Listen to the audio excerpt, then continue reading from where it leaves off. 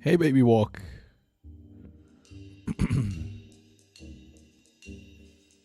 Welcome.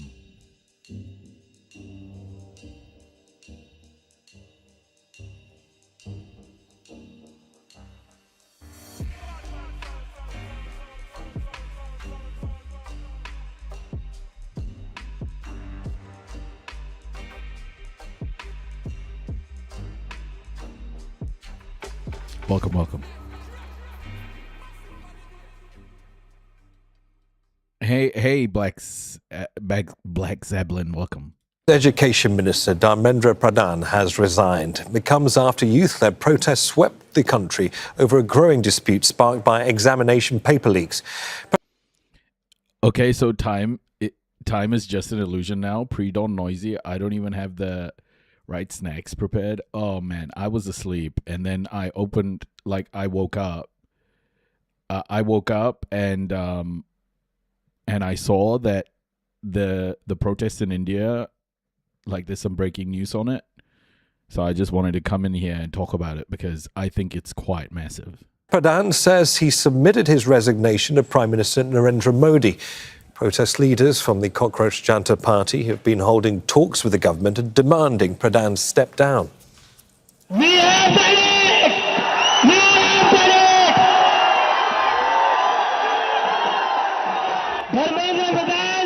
Dharmendra Pradhan has resigned. What did they used to say? That in this government there will be no resignations. We just want to say the world will bow. We just need someone to make them bow. This is for them. This is for all the students whose lives were taken by Dharmendra Pradhan.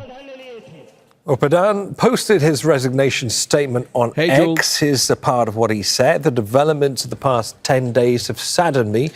This is not a matter of personal prestige for me. India's youth are the true strength of this nation. It is my resolve that I will not allow the youth of this country to become trapped in the cycle of confusion and delusion.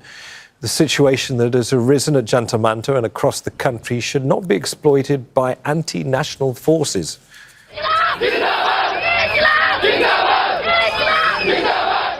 Well, for more than a month, tens of thousands of supporters across India have joined protests led by the Cockroach Janta party. They're also demanding that legal action be taken against authorities involved in the crackdown on student protesters. India's opposition leader Rahul Gandhi says many of them were beaten by police. There are thousands and thousands of youngsters who have had lathis break their legs, lathis break their heads, pellets in their bodies. The people who have done this, the organizers and the implementers, need to be punished and made accountable. The Indian president visited my country. You mean Prime Minister? Yeah. How is Ginger? He's doing well. He's doing well. He's still at the vet. He's still at the vet. He's still there, but yeah, we're gonna go see him tomorrow. Oh well, today. Dingifer, I slept and I woke up and this was happening. So I wanted to come in and cover this. I wanted to come in and cover this because this is such a big moment, man. Honestly, I don't think people around the world understand how big this is. Like getting an autocrat to submit like this is just next level. It's so huge.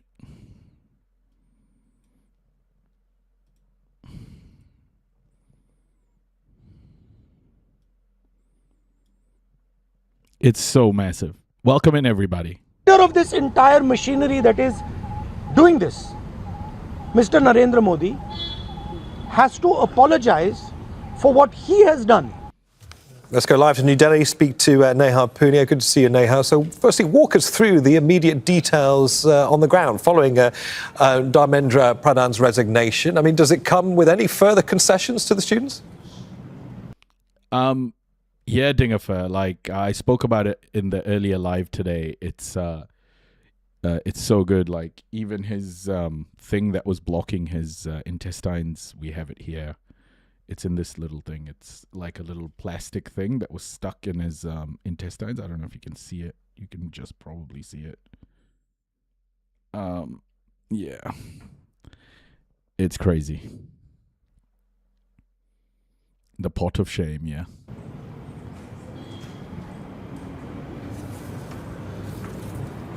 Neve, before this resignation was announced, we did see the government try and reach out to students in the days preceding today. You had Prime Minister Narendra Modi issue that rare selfie-style video where he said that this is a big concern for his government. He promised a legislation. They removed several officials from the National Testing Agency that was responsible for carrying out that medical exam.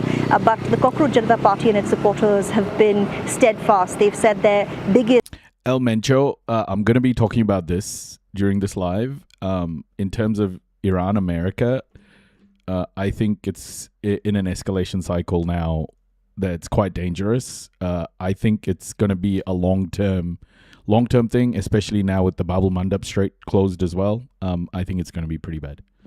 And most important priority was to see the government take accountability, and that would only come if Dharmendra Pradhan resigned, which is why this is such a remarkable development. He's posted, as you said, on social media platform X.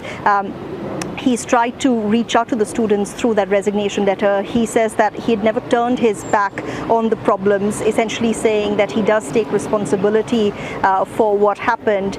He said it's his moral responsibility to ensure that the expectations of students are fulfilled. He said he's thankful for the opportunity given to him by the Prime Minister to serve this ministry, and that he's saddened by the developments of the... So guys, this is so huge. This is so huge. I want you to witness some of the celebrations about these kids.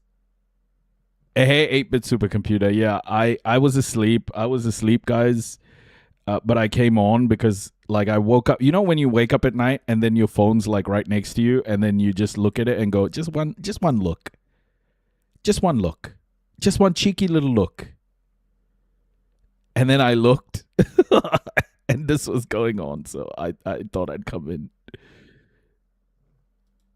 Yeah, so these celebrations are off the hook, guys. Like, this is some next level stuff, so I had to be here. Woo!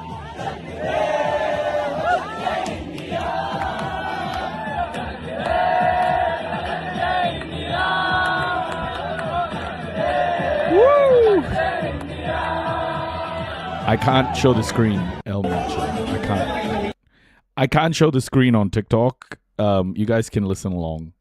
If you want to see the screen, you can go on Twitch. I showed the screen just for 2 minutes before, and it gave me a restriction. So the moment that it all happened is like right here. The moment it happened.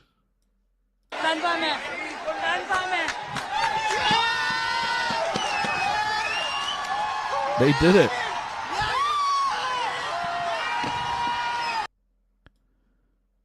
They did it, folks. Oh my gosh. I think I'm put such a heavy load on my computer.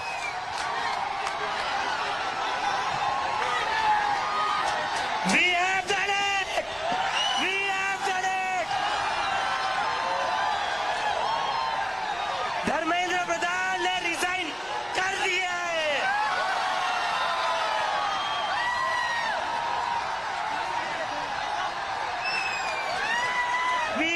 Oh my gosh, they did it.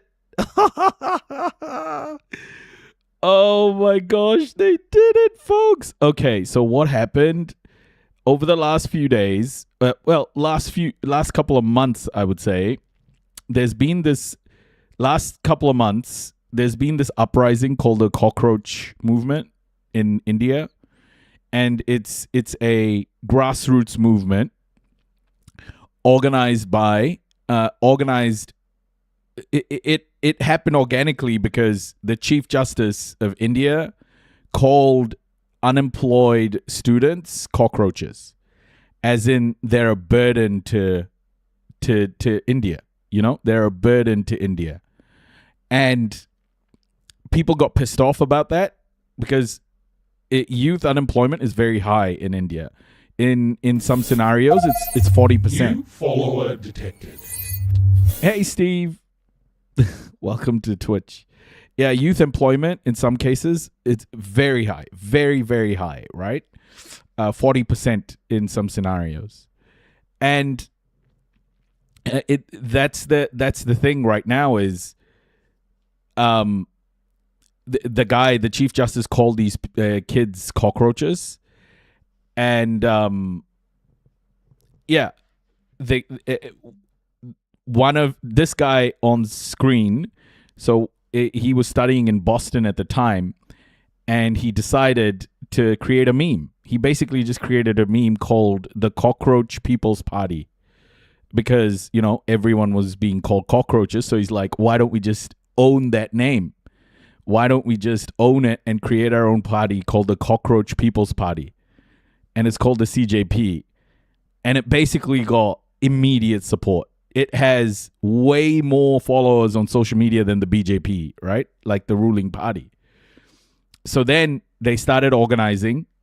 And now, after the guy called it a called these people cockroaches, it just created this sort of perfect storm of organizing in India. Perfect storm. Hey, Juju, salam. Perfect storm of organizing in India. And the guy, one of the guys the founders of this Cockroach Janta Party was in Boston at the time when he created the meme. He was in Boston. And then he went back. He's now in India organizing this protest. But the thing is, there's a lot of smaller details, right? Like, this is a systemic problem where the youth in India are not getting jobs, that they don't have a future. So it's been building up for a while. And the moment that set it off was exams, medical exams. The moment that set it off even further was the medical exams. So this cockroach organizing was happening online, and then a scandal of medical students, like medical exams. While the exams were happening, there was a scandal where the medical paper had leaked, the question paper had leaked, and so the government said, basically, wipe out all the results. And we're going to have to reset all the exams again to all the students. And that caused like over 20 students to take their own lives. Because in India, right, like these kids are vying for a position being contested by millions of kids. And they ended up taking their own lives. And that's when, you know, people were like, no, this system needs to be changed. So that Cockroach Janta Party thing was, the Cockroach People's Party thing was happening. And in behind, the education system just kept failing and failing and failing. And it failed these 20 odd people who took their lives. And all of that has converged now into this movement where the Cockroach Party has asked for that Chief Justice who called them cockroaches to resign. And this is the thing. Like, they got him to resign. Modi's autocracy couldn't stop this movement. Modi's autocracy couldn't stop this movement. Yeah, Nothingness, you're not supposed to like the name. It's not about liking the name. It's reclaiming a slur. The government, the guy in the government used it as a slur, and he tried to dehumanize the students, but they're just reclaiming it. I know it doesn't sound good, but it's power, man. Hey, peace to the world. So this is where it's at. And today, after weeks and weeks of students organizing, weeks and weeks and weeks of students organizing, police brutality on a massive scale. The students won. The students won. The Chief Justice resigned 2 hours ago, and I was asleep. I woke up, and then I decided I'd look at my phone. I decided I'd look at my phone, and this had happened. So I just wanted to be here for this moment, to cover it with you guys. So yeah, it's quite a crazy situation. Hey, Angels, yeah, he's recovering. Angels, his surgery went really well. Thank you for asking.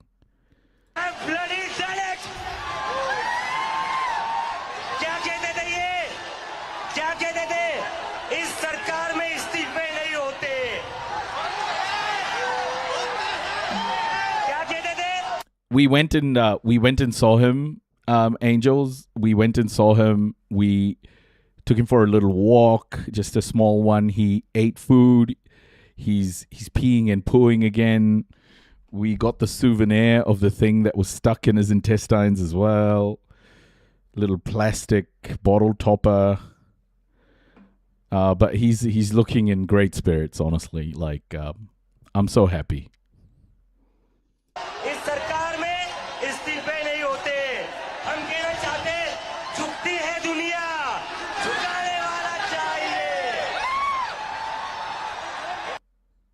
So this movement has just taken off, guys. It's taken off.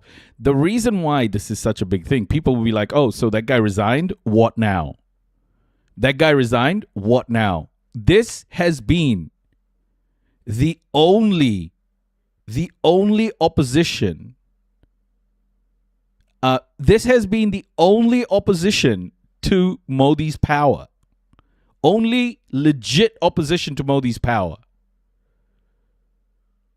Okay, this has been the only legit one. Like, there has been no opposition to Modi's power until now. Even the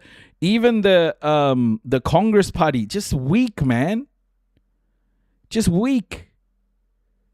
You know? And this has been a real rallying cry. Grassroots. They'll probably, form a coalition if they get votes. I think this is a real political party forming. This is not just Congress 2.0. I think this is a real political party. And in India, that's a big deal. That is such a huge deal. These guys, with their movement, have mobilized students across India, all voting age. This is university students across India, everywhere. It's such a huge movement. And we're gonna learn a little bit about it now, okay? Last 10 days, he says India's real strength lies in its youth power, and that the situation at the Jantar Mantar protest site should not be taken. The way he's just like walking around, like, I just love how back to normal he almost was. He still has that what do you call it, the bag for the fluid bag. The most expensive bottle cap in the world. Yeah, that bottle cap it has put us into like between $10,000 and $12,000 debt. Bro, the best spent $12,000 I can think of. I couldn't imagine losing that boy. I couldn't have lived with myself. Hostage by anti-national elements. So with all of this in mind, he said he's decided to resign. He said he sent his resignation letter to Prime Minister Narendra Modi's office. Now, remember, there was going to be another round of talks between representatives of the Cockroach Janata Party and ministers from Prime Minister Narendra Modi's government. And the Cockroach Janata Party had made it very clear that there was no point in holding another round of talks if Dharmendra Pradhan didn't go. That has now happened. But they've also make sure you get discharge meds for pain management. Yeah, at this stage, we've already spent like so much money. I'm like going to make sure they give us absolutely everything. I actually just want a solid gold bar as well. also said, even as With Ginger's celebrations name are on it? happening at that protest site, that their other demands remain. They want compensation for families of the students who died by suicide following that exam leak scandal. They want the government to assure that anyone who is part of this protest will not face legal prosecution. And they also now say they want an apology from the police teams on the ground that were involved in that crackdown against students when they attempted to march to Parliament earlier in the week. Really the moment that saw this protest go from being relegated to that one street. Hey, how do I say your name? I kind of don't know how to say your name. Kira, welcome. I don't know how to say that. The weird characters are kind of throwing me off. In New Delhi to becoming a nationwide movement. And now, put this into... Can you get pet insurance? Just in case. We have pet insurance. The thing is... Oh, Perky. Right. Yeah. I was talking to you. Thank you. Perky. Yeah, we have pet insurance, but it doesn't cover that much. It covers like 2,500 of the full bill. But I had no freaking idea it was going to cost this much. Like I didn't even know. Because this is our first pet in New Zealand. In my life in New Zealand, The context for us, if you would. I mean, how significant is it that this youth movement have been able to force a high-profile cabinet resignation? Is this a rare crack in the Modi government's firm stance against opposition groups? Duncan Crossbury, welcome. Absolutely. I mean, experts have been saying this, for 10 years plus, Prime Minister Narendra Modi and his government have seen invincible. We've never seen a moment like this where public pressure has led to a high-profile minister resigning. And even leading up to this moment, Neve, This is the great thing about this, guys. In India, it just hasn't happened. In India, it just has not happened. This is the first bit of real organizing since probably like independence. This is the first time the youth in India have organized at this scale. This is such a big fucking moment, man. I have so much to say about it. Hey, Mia. looked like the government was trying to see if they could, find a way to resolve this situation without actually having the education minister resign, which is why you had Prime Minister Narendra Modi, issue that video speaking directly to Gen Z. You had him announcing this legislation. You had him announcing the removal of the education secretary. But on the ground, this movement has. You knew so many people who went to the protests. Oh, that's awesome. Yeah. I'm just so happy that this has happened in India, man. Like India really needs a grassroots movement. It's just so corrupt, and like the fact that one family in India owns as much wealth as 10% of India's GDP is just too much, man. It's with so many people, it doesn't work, India needs to become a manufacturing juggernaut again. India was a manufacturing juggernaut before the British came there and bled the country dry. It needs to reclaim its manufacturing prowess. It needs to create a fundamental shift from becoming like the back office of the world to manufacturing things again. Taken a life of its own. Everyone on the ground was saying that these are all band-aid measures given how bogged down India's judiciary already is. A fast-track court or a new law is not going to fix a problem that's already happened, which is why this is remarkable. The fact that finally you've had a senior minister in Mr. Modi's government announce. Roshan, how are you feeling? Honestly, tell me, how are you feeling right now? How are you feeling right now? I know it's not much. I know it's not enough. And I know that you are under a lot of stress. This must make you feel just a little bit like a bit of air coming into your lungs. I mean, the sad part is that we aren't even discussing economic policies at this point. None of the politicians have a vision for the future. Yeah, exactly. Exactly. That's the thing. It's like I have lived in New Zealand my whole life, right? So when it comes to Indian politics, like I am just learning. I've just started to learn. I feel that people who were fired should be reversed. Oh, 100%. That's what they're saying is they can't leave until that's done, you know? So I think they're going to stay. Why did the students, because they had all their hopes riding on that entry exam? Yeah, in India, your education is your life savings. Like for some of these kids, they come from like small villages. Their parents save up their whole lives just to put their kids through an education system that is just so contested, and they study their whole lives to become a doctor or an engineer, and it's just that's their whole life. If that fails, they can't do anything with the high unemployment rate as well. They just can't do anything. Can this lead to Modi losing, or election malpractice can still see him hold position? I think all of that is possible, Red Tango. I just think, though, there hasn't been a legitimate movement against Modi's power until now. Also, many people were unnecessarily injured. One lost an eye at least. Their medical expenses should be taken care at private hospital prepaid. 100%. So that's the gatekeeping for improving their life circumstances. Yeah, exactly.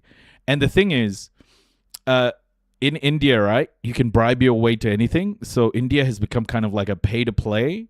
If you have enough money, you can buy the exam papers, for example. So the people who have very little often have their places taken by wealthy people. So yeah, when it's pay to play like this, it doesn't work. So this is the first instance of people taking this onto the streets. So it's such a big deal. They've bought everyone in the opposition. I mean, they literally just give them money and buy them over to their side. Yeah. Those CJP guys need to be a bit careful, though. BJP are goons, so once things cool down, they might arm twist them legally. The thing, Roshan, is I think what Modi will do is use violence against them, you know, target them, but he'll end up martyring them. I don't think, this can't fizzle away. This has to become a legit political movement now. Otherwise, it was a waste of time.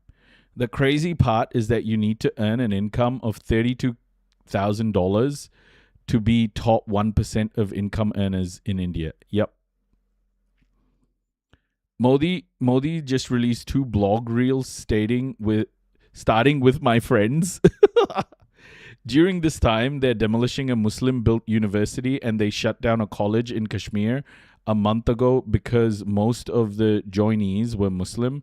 Those students joined based on the previous NEET results, so it's merit-based admission. Yeah, insane. Yeah, this is the other thing. Modi is an extreme anti-Islam guy, right? Like, he is a Hindu nationalist, a fascist, and this is the problem as well. A lot of like dehumanization of Muslim people. It's one of the largest Muslim populations in the world, in India. So he's dehumanizing a lot of people, and it's dangerous, man. A lot of people get killed. The best thing was that the protesters were from all regions. Yeah, exactly. His resignation, and Abhijit Dipke, the founder of the CJP, the Cockroach Janata Party, referenced this, saying that there used to be this aura of fear that you couldn't hold government ministers accountable, but with this protest, with this huge movement on the ground that's no longer limited just to New Delhi, it looks like that perception has changed, and that the government has certainly been under immense pressure to act. We're also hearing, Neve, that there are reports of clashes happening on the ground close to the religious extremists from all religions here just start fighting to cement their powers. Yeah, Duncan, but you can't deny the weaponization of Hinduism in India, right? Like Hindutva, RSS, all of these guys are like fascist forces preying on minorities. Protest site, celebrations taking place where Abhijit Dipke and his team members are sitting. But, further away from there, we've seen videos circulating online that show police teams using sticks to push protesters back, using tear gas shells, some protesters clashing with the police teams as well. So it's still a very sensitive, developing situation on the ground, and protesters have signaled they I got a giggle from Instagram saying Modi will go off if Haaland comment on the post. Also, I think most Delhi police got their jobs because of forged degrees, so they really need to recheck the entire police force's credentials, but I doubt BJP would do that because BJP themselves do that. Yeah, Roshan, what I see this as is I don't think there's going to be immediate restructure of these systems, but this is an open door, right? And that open door has never existed with Indian politics before. Indian politics, wait, your police have degrees? Fake degrees, bro. Fake degrees. I feel like if Modi does do some drastic, like you said, he will most likely make martyrs here. Yeah, Roshan, the thing is, this is an open door. With politics in India, like politicians are often treated as these people with they're almost like superhero status. They seem impenetrable, invulnerable. You know, that's how politicians seem in India because they have so much power. They have so much power, and this open door is an entry into that space of like, oh, actually, politics isn't that powerful. A legit movement can make change. So to me, this isn't the only moment. This is the start of the moment. There were discussions about this in our India subreddit. If you do not support your Indian Muslim brethren,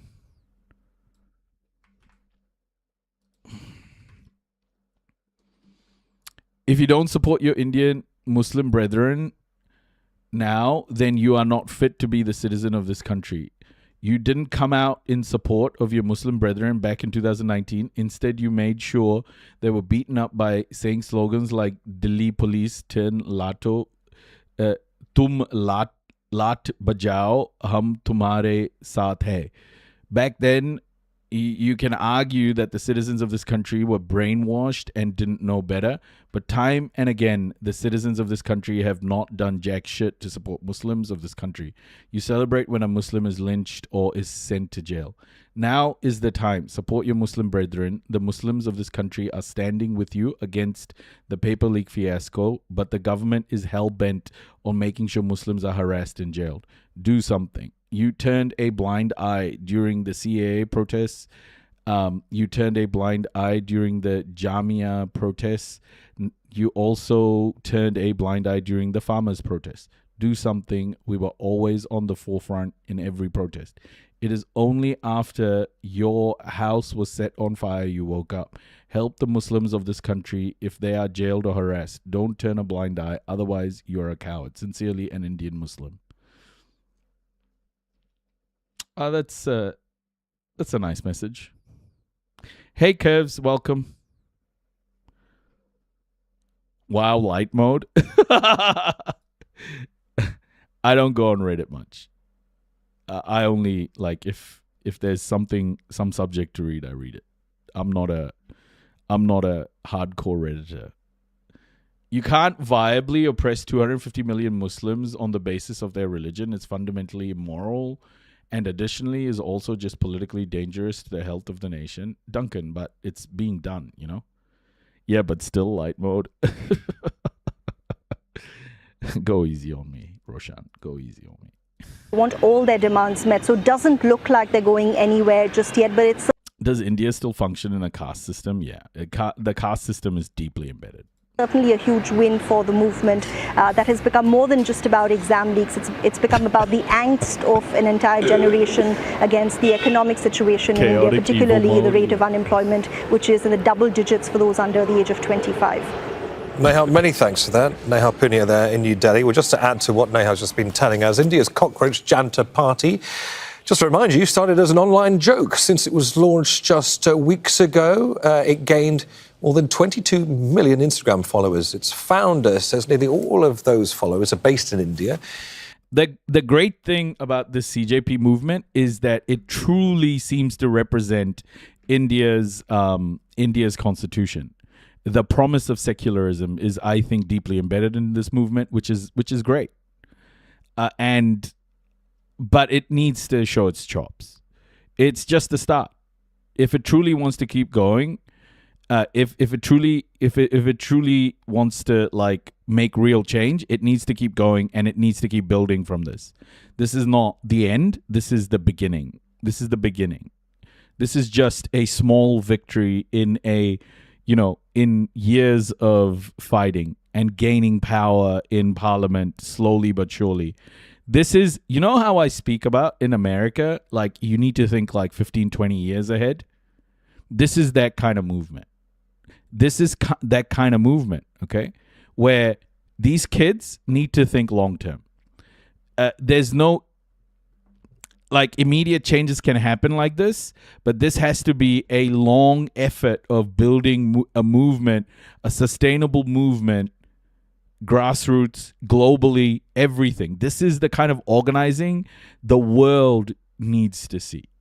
The world can get so much value out of understanding this sort of organizing. And I'm telling you now, movements like this can't be only viable till the next election. They need to be almost above elections. They need to be real movements that go for a long period of time. These are long-term changes, guys. And to remove this sort of rot from your country, it takes a while. It takes a long time. And Americans, like, I think you need something very similar to this. I have a question. Do you think that castes are a system to discriminate in a society where every person looks the same? Well, India had a caste system before the British got to India as well. What the British did was use the caste system as they weaponized the caste system to stratify society, and they gave privileges to higher caste people, and the British amplified the caste system over centuries, over a couple of centuries, and that amplification kind of stuck. It became the operating system, and that's the problem. The caste system was never this weaponized. It was never this weaponized. It was never this, like, I'm reading like a book about India's history, about different civilizations, about different periods in Indian history, and the caste system was never this entrenched. It was never this violent, not entrenched, but never this violent, and never this,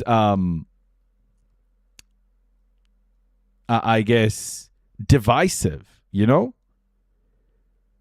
But now it has become the operating system, and that is the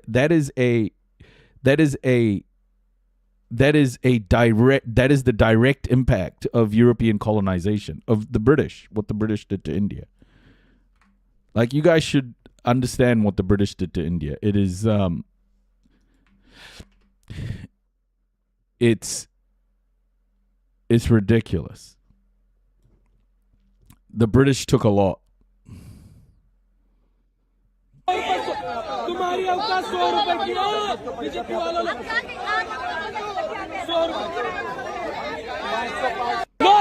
Hey Deez, hey Jennifer, hey Pickle Christopher, welcome everybody. Hey Ali. They are more loyal to the BJP than they are to their own country. 100%.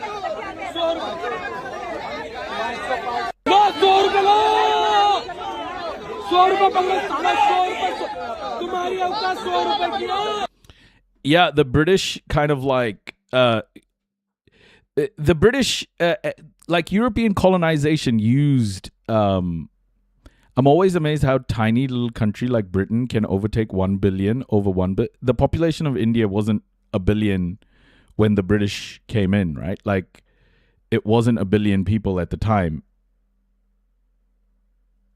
But the one thing about trade, the one thing that no, it's not just guns though, Goodreads. India was hiring mercenaries, Portuguese mercenaries, like well before the British got to India, right? Like well before the British came in and started doing what they did in the 1700s. But what Europe did was weaponize trade routes, and that hadn't been done before. So established trade routes, they used those established trade routes and they used trade relationships to exploit, to make their way into a society, and they made it a real policy of doing that and commit some of the largest bits of violence. They used established trade routes, supply chains, and they went in there purposefully, and people weren't expecting that to happen. People weren't expecting to be exploited using trade routes that were there for a very long time. And what the British did was exploit it on a large scale, like, and that was one of the main reasons. And India, when the British got to, like, British started doing their thing, was deeply divided as well. They were starting to India was starting to break into factions and different sort of... India was very vulnerable, and that's when the British got in there. Do you have a reading resource list, perchance? Correct me if I'm wrong, but books seem like post-colonial Marxist theory. But the book seems like post-colonial Marxist theory. Nah. The book I'm reading, I'll let me just pull it up. Hold on, I'll get my Kindle out. I'll tell you exactly what I'm reading. Like I'm talking about, India has a complicated history. I mean, even people don't understand that civilization in that region has been there for a very, very long time. Like, Modi's goons will claim that it was like the Aryans who, the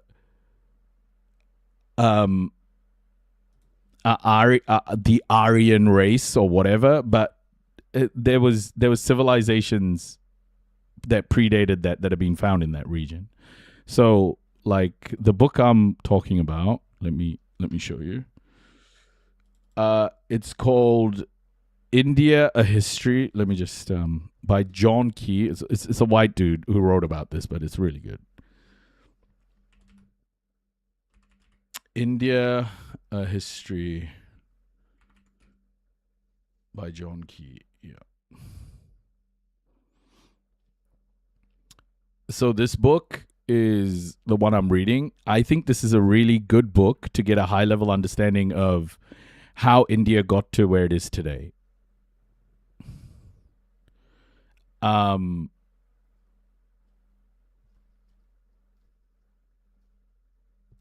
it talks about the Harappans, for example, a civilization that predates the Vedic scripts.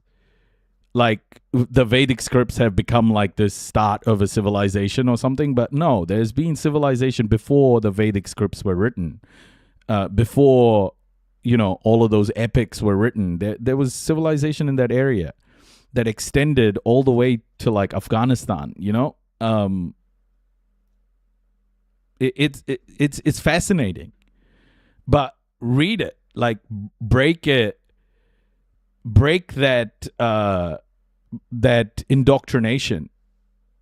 Break that indoctrination, you know? It's very, very important. Very, very important to understand this history.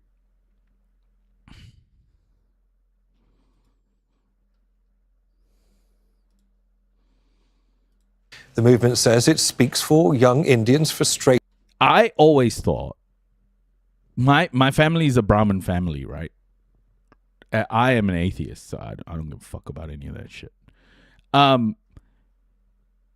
And I've always been taught that the Vedic scripts were like the first fucking written scripts or whatever is bullshit. It's all bullshit. It's not.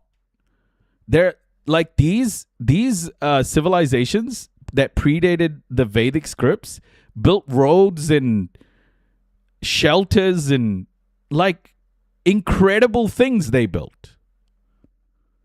And then there was the Aryanization of that whole region that happened. But there are civilizations there that predate. India was more like the Dnieper area of Ukraine now, right?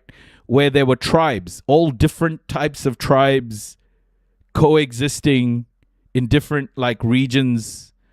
It's such a fascinating thing, bro. Like, am I Tamil? No, Kannada.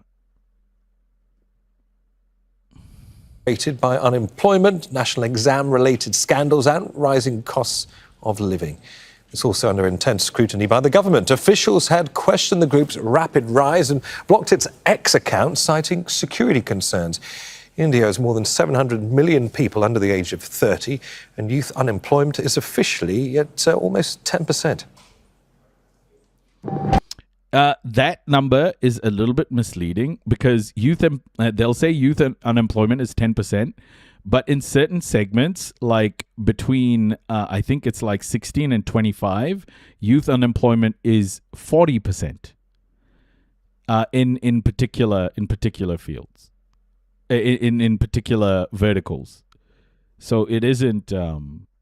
I'm on an oil platform with a guy from Kerala. He told me it means the land of coconuts. Kerala. Hey, Rudolph, how are you? But this is incredible, guys. What's happening right now is a massive change, okay?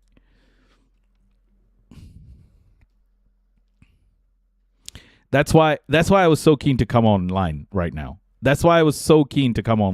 Because yeah.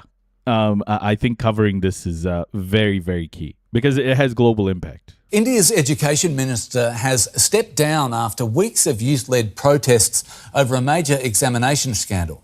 Dharmendra Pradhan announced his resignation on social media just as police fired tear gas to scatter young protesters in New Delhi.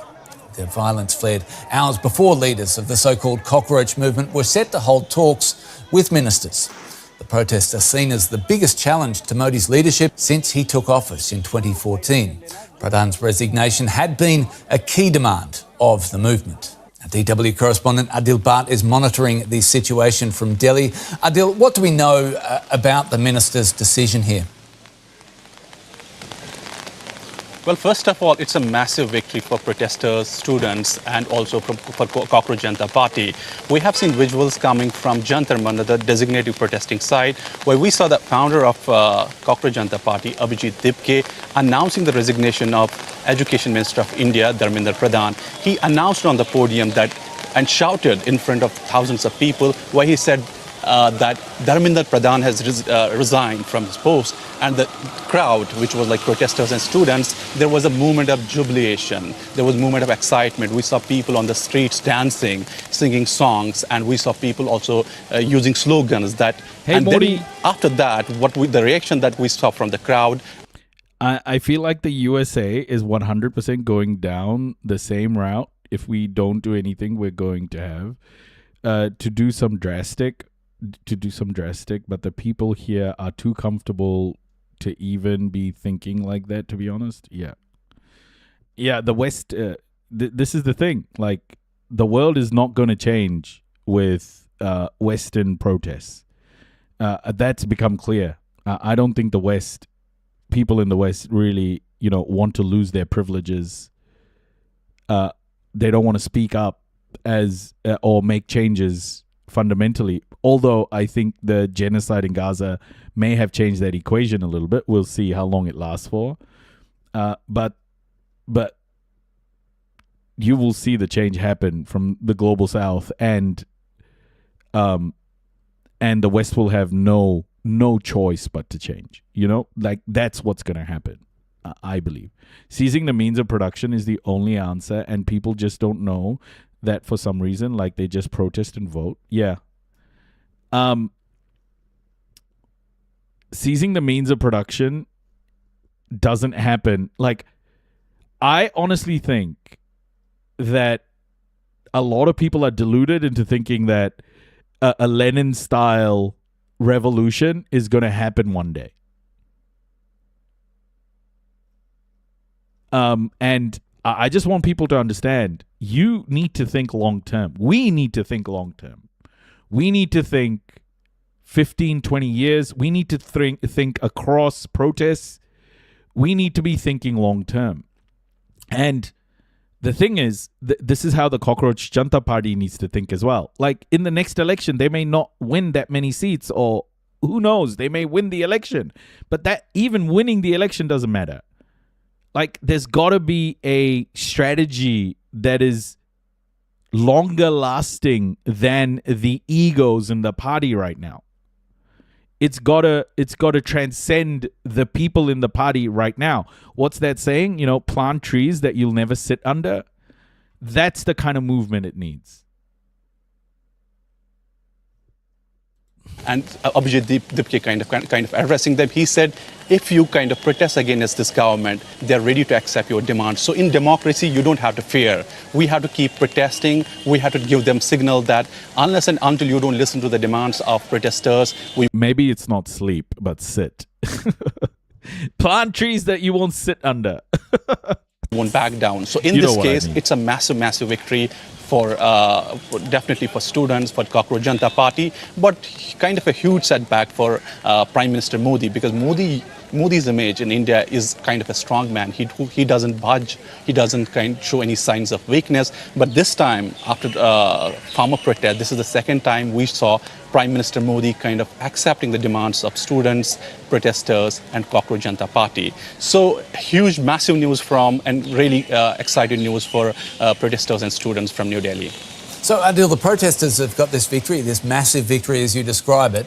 Will this movement, the Cockroaches, now end their protests that have been happening right across India?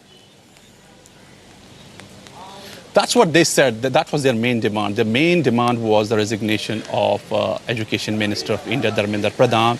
Now that has been accepted.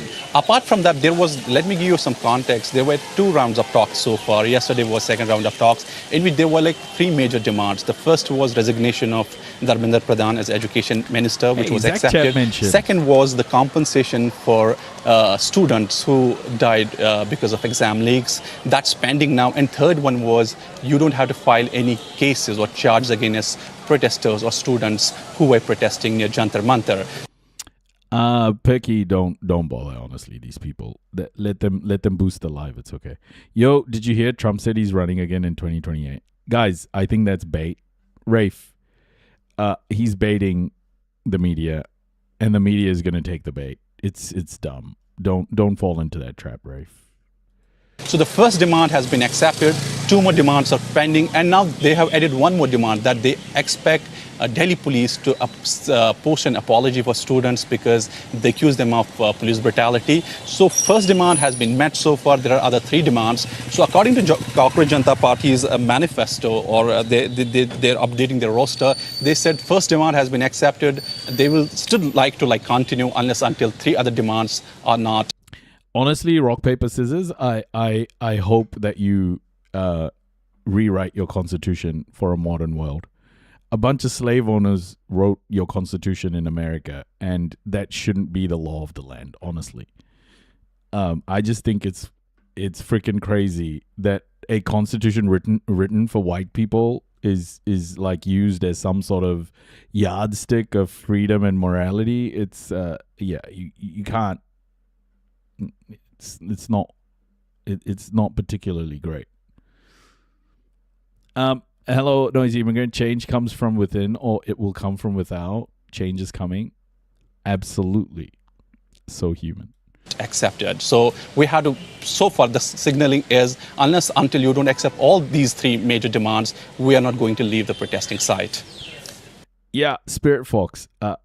I think the rule of law bullshit in America was always bullshit, you know? The Constitution isn't being ruined now. The Constitution was never a real thing. It wasn't supposed to be for everybody. It was supposed to be for mainly white men. And it's been bastardized into like involving everybody. You can't unsee the bigotry that's baked straight into it. You know, the racism that's baked into it. You can't unsee it. So what's the point of your constitution? Adil Bhatt with the latest in Delhi. Always great to talk. Thanks as always. Now, the Indian constitution, now that was written and that was written for a common purpose, for organizing, for community, for secularism. These were the things that the Indian constitution stood for, and that has not come to fruition. But hopefully this is a moment that takes India towards the promise of its constitution, because that promise hasn't been met. The revolution will come, but I don't want it to be because people were forced into it by desperation. I want it to start now. The problem is, right, the bit that you need to understand is that you are already in the revolution. It's not that there is a moment of time, you know, people go, the revolution will start. You're always in a revolution. And it's about making sure you realize it and use your privilege to continue to build and organize. The revolution isn't a single moment. The revolution is constantly happening. It's part of our social structure. It's whether we want to reach out and make use of that revolutionary energy that's constantly there. I think people are waiting for an answer, but the answer is right there. And it's just becoming like this insane thing to watch. Like, people are waiting for something to happen. What's the government like in New Zealand? Terrible. White supremacist, horrible, bigoted, anti-Maori.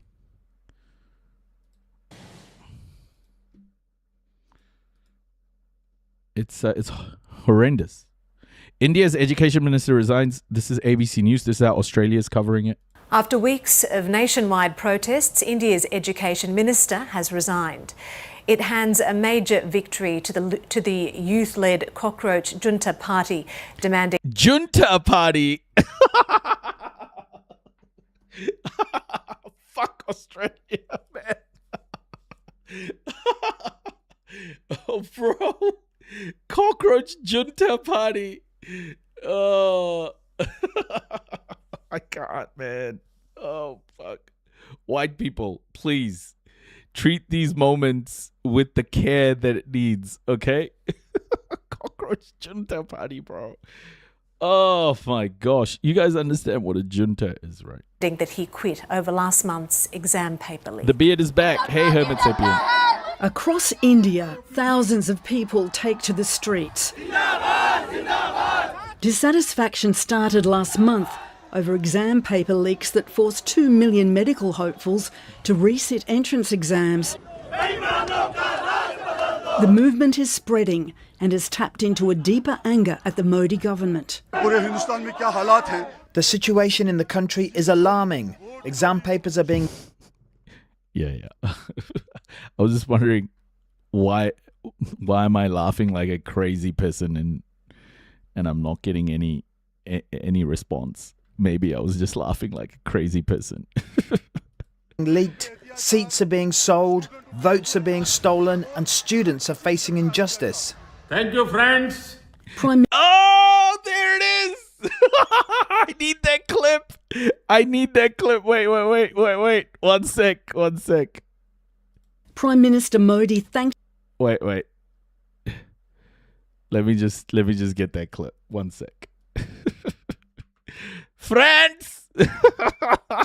What a fucking joke this guy is, man. Holy shit. Hold up.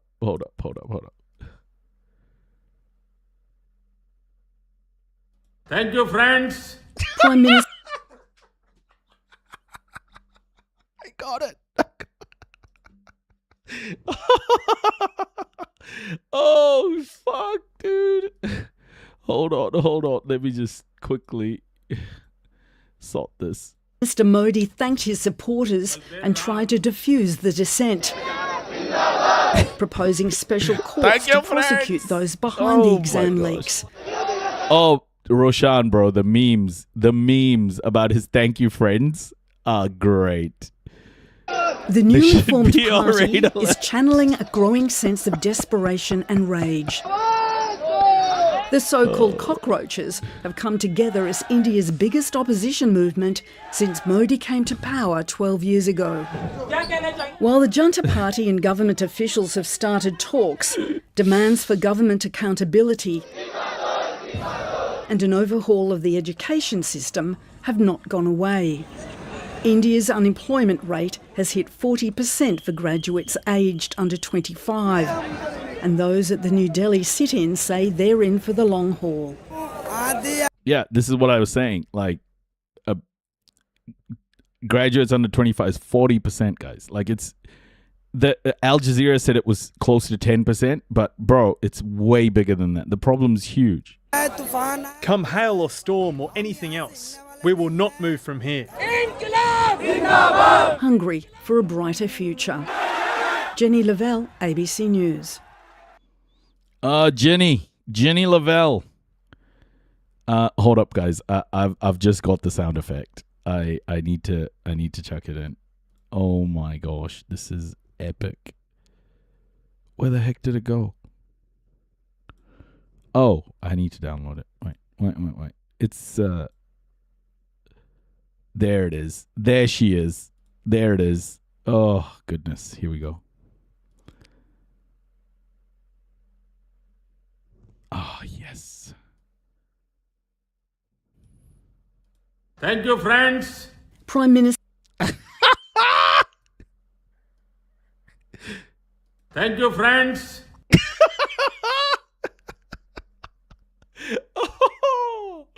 Oh, goodness gracious. Be prepared for that one to be used a fair bit. That one's going to be used a fair bit, everybody. I hope you're ready. Oh my gosh.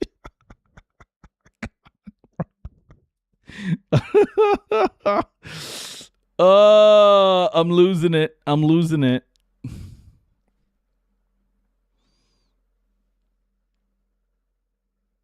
Welcome to the Global News Podcast from the BBC. I'm Nick Miles, and today I'm joined by our Global Affairs reporter and India specialist, Ambrasan Ethirajan.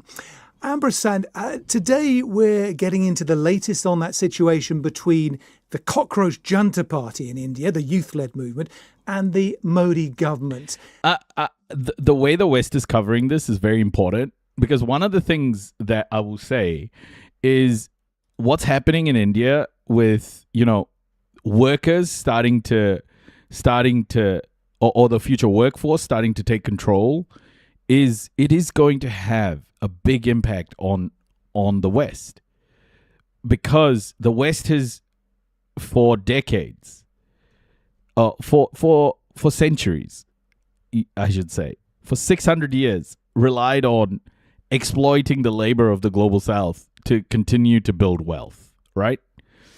And that's such a big issue in that these protests are putting the power back in the hands of the working class. And if the working class gets this power of like being able to change policy by protesting, it puts at risk profits. Profits are, being put at risk here. So don't be surprised if, the foreign meddling that Modi's government is talking about is actually happening from the Modi government itself, because Western capital has a huge interest in continuing to keep India poor and, prime for exploitation. So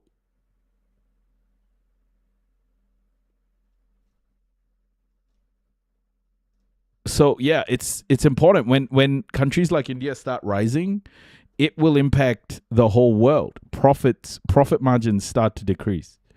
This is a big reason why you have a rise of fascism in the West. Fascism is colonialism turned inward toward the imperial core. Yeah, totally.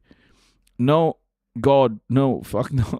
My capitalist treats made by child labor. No.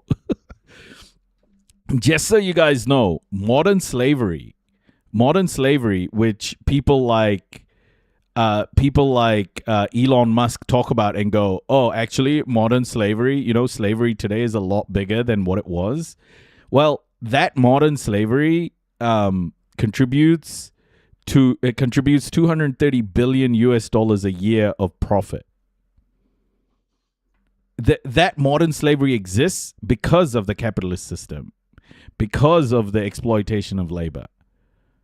So Elon Musk is shooting himself in the leg, because the only way he can build his wealth is through the exploitation of the global south. He's not making sense, is he? Oh, Arundhati Roy was on Democracy Now. I'm Amy Goodman with Juan Gonzalez. We turn now to India, where massive youth-led protests are spreading across India.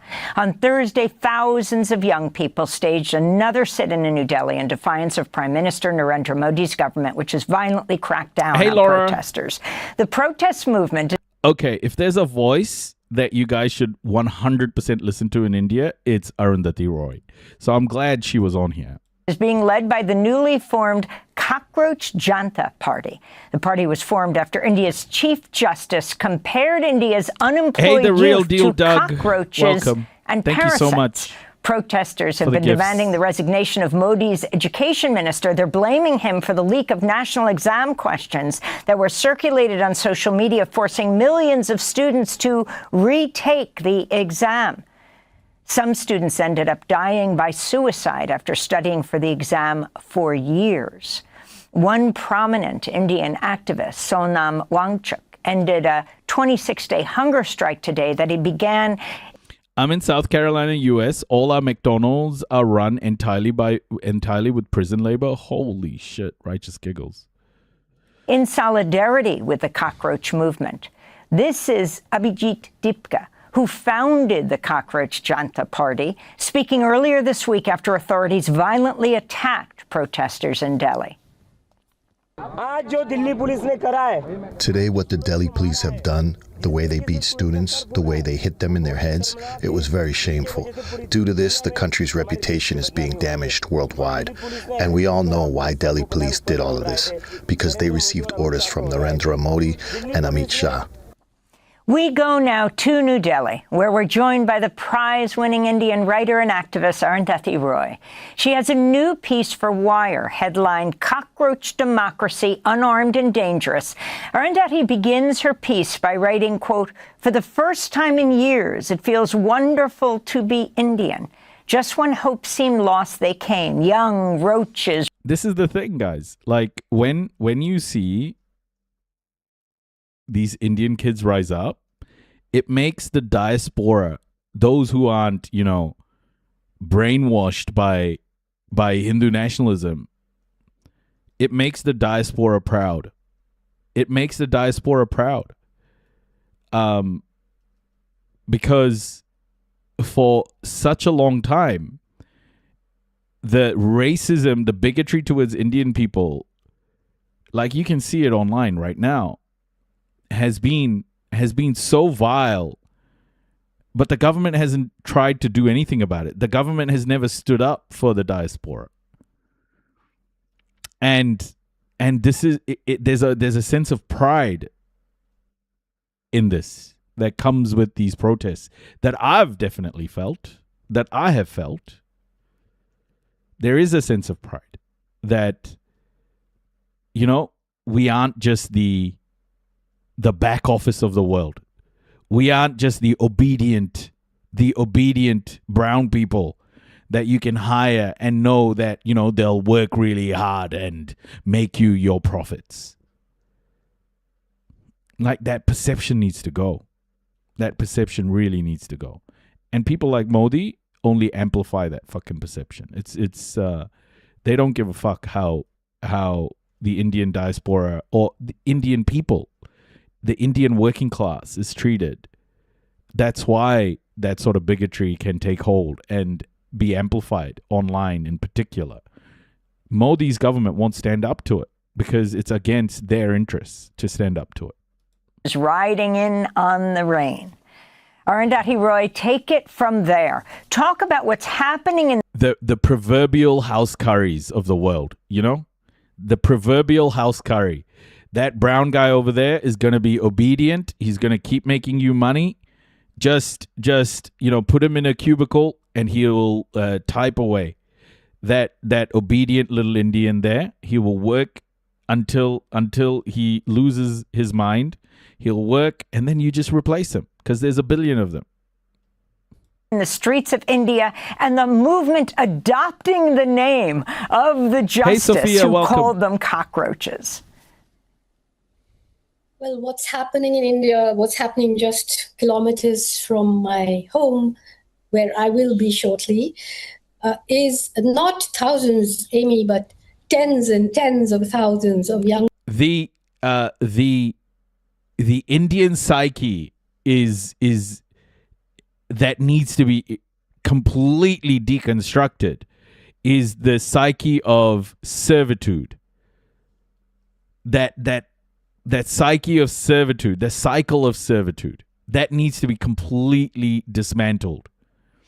That being a good Indian, an obedient Indian, is our you know, modus operandi. Like, that is how to be a good Indian.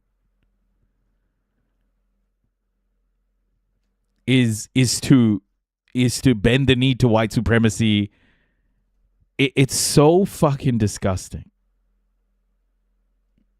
And, you know, Indians play along with it. Just servitude. Because our leaders don't do anything.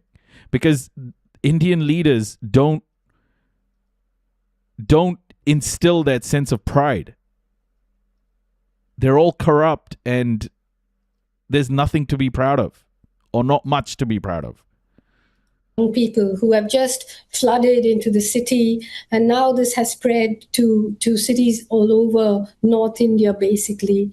And it started off as students, of course, as you said. I can tell Arundhati Roy is so proud of this, Like, she is incredibly, incredibly proud of this movement. You know, Abhijit Dipke, just as a joke, wrote on Instagram, what if all the cockroaches came together? And they did. First online, and now in physical form. What would happen? Well, here's when I think those people should leave those countries. When those countries that have used those people's labor to profit and have an economy, when those countries pay the host countries back, that's when people can leave. When your white supremacist empires pay the reparations, then those people can leave. And your countries who are still exploiting those people's labor, when those reparations are paid, then those people can leave the countries. Until then, You have to deal with it because this is a problem that your ancestors created. Reparations is important. You can't just steal people's shit and then be like, oh, leave us alone. They're out everywhere in India, young people protesting and officially demanding the resignation of the education minister. Reparations will happen whether you like it or not, buddy. The West will pay reparations, whether through taxation or whatever. But the West will pay. It's just, it's either the long term or the short term. It will happen through financial systems. The global South is growing, buddy. This is why these protests are such a risk for the West. Under whose, since 2014, the opposition says there have been 152 paper leaks, not a single conviction for anybody doing that. But more than that, the undermining of the entire system of education in India, which was and used to be a good system. But now the whole people in the West have become too fucking comfortable of their privilege that was basically gained by raping and pillaging the global South.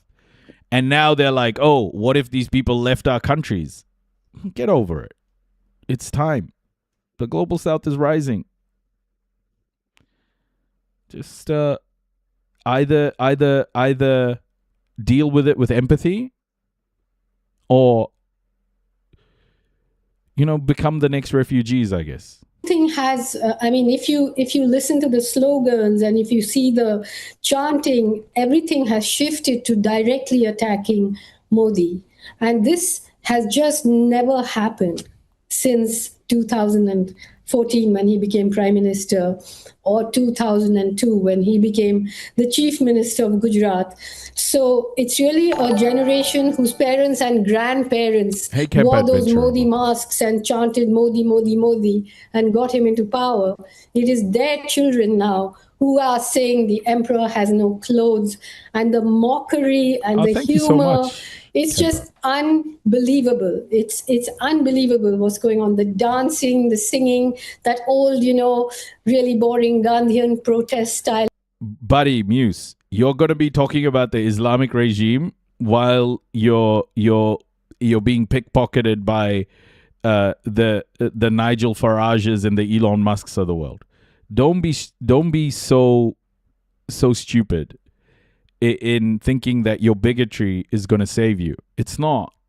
You're being pickpocketed and your money is being taken by the wealthy people who are telling you that the problem is Islam. Bro, you probably don't have much, You're probably one of those chuds who works at who has to work part-time because they can't afford to fucking pay for petrol.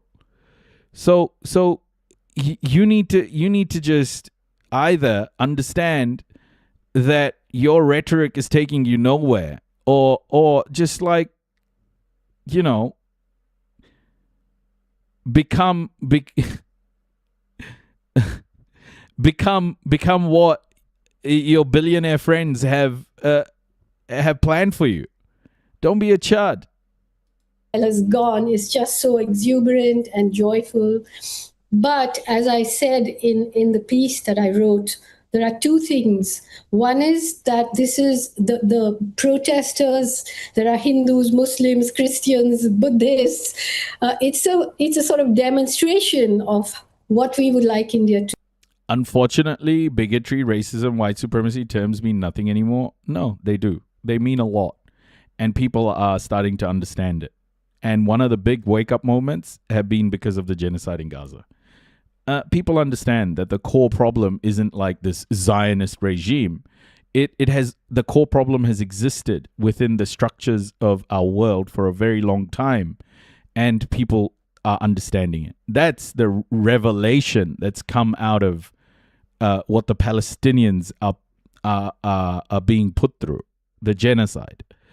That's the revelation. They don't mean nothing anymore. They were starting to become that way, but now people understand it. They're educated. So when you say they don't mean anything, that's bullshit. They mean a lot. People understand those words now. to be.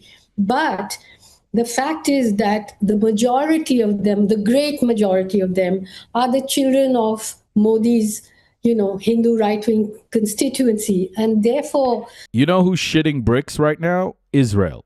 Israel is shitting bricks because Israel is shitting bricks because a lot of Israel's support comes from Modi's government and India and his Hindutva fascists, right?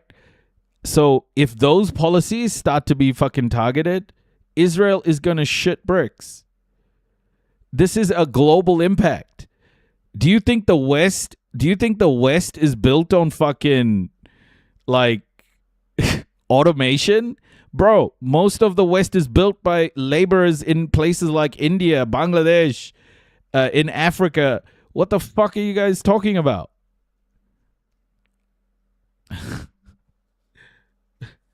Fucking hell.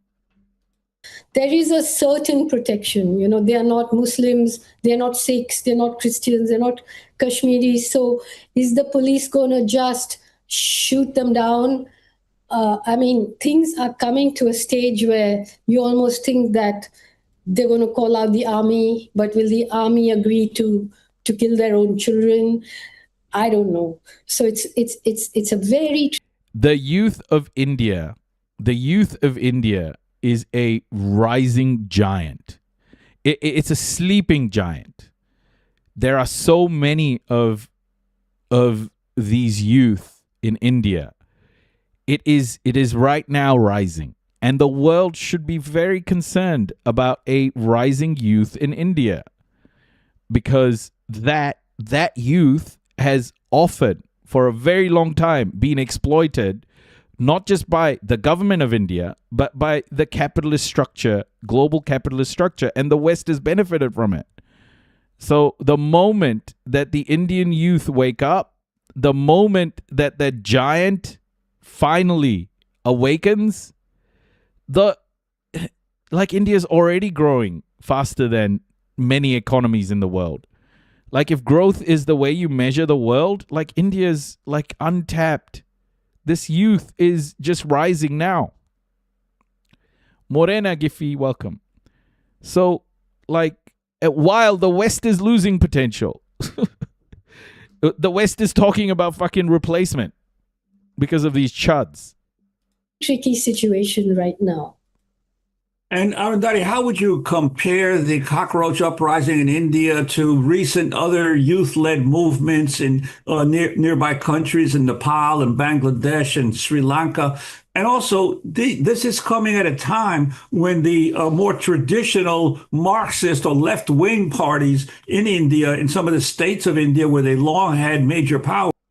Scottish Kofinifi, yeah, bro. You keep going online and try and dunk on brown creators with your stupidity. Honestly, you're getting nowhere. You'd much rather should spend your energy understanding that you're being pickpocketed by a bunch of billionaires, and that you should, unite with the working class and stop pretending like your racism is or your bigotry is going to get you anywhere. You are the problem. You are the problem. You work for a living, bro. You have no fucking clue who I am. You have no fucking clue what I've done. And this is the kind of bullshit that people like you are consistently selling. You're a nobody, bro. You're a nobody. You don't know. You have no clue who you're talking to. This is the problem with you, Scottish guy. You are a nobody yelling at people who are probably speaking up for even your liberation. But you are stupid. You are stupid because you think that you're doing anything useful. Like, where do you work, bro? Do you work in what do you do for a living? power have suffered electoral defeats. So that the left has been left sort of reeling from these defeats. I'm wondering if you could respond to that as well. Well, how would I compare it to Bangladesh, Nepal, and Sri Lanka? You know, I don't think those comparisons would be correct, because India is too vast and diverse a country for, you know, a simple sort of student-led coup to take over. It just, like, for example, the whole of South India, although they are supporting this movement, they have largely been unaffected by Modi, you know, and so the rage against him isn't there because he does. Scottish guy got upset that I asked him what he does, because he probably doesn't do fuck all. And here he is, just rage quitting. See you later, bro. See you later, bro. Doesn't exist. Go jerk off to a fucking Jordan Peterson sermon. Is there. So flips burgers. There's nothing wrong with flipping burgers, man. So India is too large a country for something like that. But you'd have to ask, you know, of course, the left has been pushed back. The traditional, what we call the parliamentary left, has been pushed back. You know, it only really exists in Kerala as a proper party. But the left is certainly inside this protest. Indians will never be anti-white supremacy. The West can use Pakistan and China the way they did since 200 years. What the fuck are you talking about, man? Do you understand what you're talking about? Do you understand what you're talking about? Like, what are you talking about? Fundamentally, China is anti-white supremacy because what China is doing is creating a more equitable world for all, which is in itself an anti-white supremacist move. What are you talking about? Protest, you know, the young left student unions are in there, and initially they were the ones who stabilized the protest because they know how to do it. A lot of young people were coming in, and there are people from everywhere, you know, like Sonam Wangchuk, who was on hunger strike, was initially very much a supporter of the BJP. You know, now he's called off his fast, but the thing is that the protest is way beyond its individual components right now. But the real thing that I said is that, you know, why is the Prime Minister refusing to make the small step of making the Education Minister resign? One of the reasons is that they rule like a cabal. They know too much about each other to, you know, be able to be sacked and so on. They know terrible things about each other. Mm-hmm. And the second reason is that the BJP has gamed the election system. It has reconstituted the composition of the Election Commission. It has reconstituted voter rolls in which, you know, millions of people are missing and millions of phantom names exist. The machines, the electoral voting machines are tampered with. The courts look away. The police are not neutral. The bureaucracy is completely complicit. The media ecosystem as well is very, very submissive to Modi. Very much Modi's media ecosystem, mainstream media in India. So it feels that it can do anything. It'll win an election because it's the richest political party in the world. And it is backed by the richest industrialists in the world. It can buy anything, it can break anyone. And ultimately, you know, even these young people, they are just very young people. You know, they don't know the forces that can come in and subvert them and beat them down and discredit them. All that is still to come. Paramilitary forces are being flown in, but the situation is very tricky, very fluid. We don't know. Any work is fine. It's seeing that the same bigoted and racist systems, once aimed mostly at people of color, built by the rich and powerful, are now affecting poor white people too, no matter how prejudiced they may be. Yeah, this is the thing. That's what I was saying to that guy, Frank. I'm like, bro, you're being pickpocketed by your billionaire friends like Elon. You're the people, the white supremacists you put on a pedestal, these people are pickpocketing you, and here you are pointing the finger at fucking brown people who are trying to talk about liberation online. Like, what a great life you live.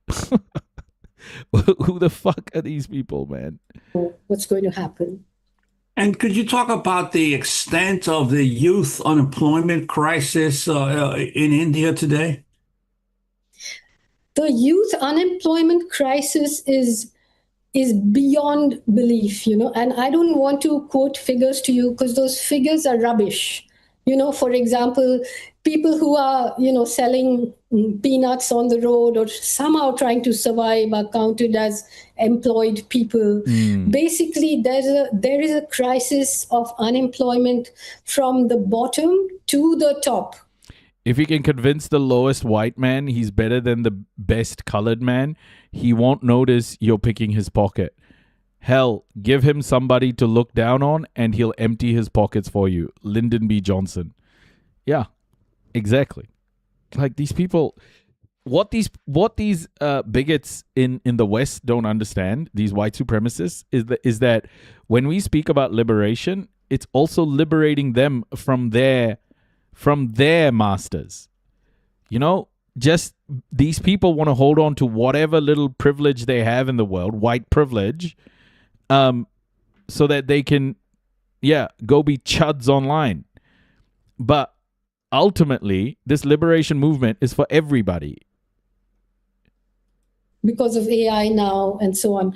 So really the future of this country is so rocky. It feels like a sort of decomposing corpse wrapped in tissue paper, and suddenly everything is beginning to leak out. And as always happens with governments like this, 5 days of 10 days. You know who are going to be pissed off at Modi?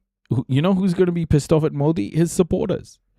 Because his supporters back him to completely impose himself and his power on people.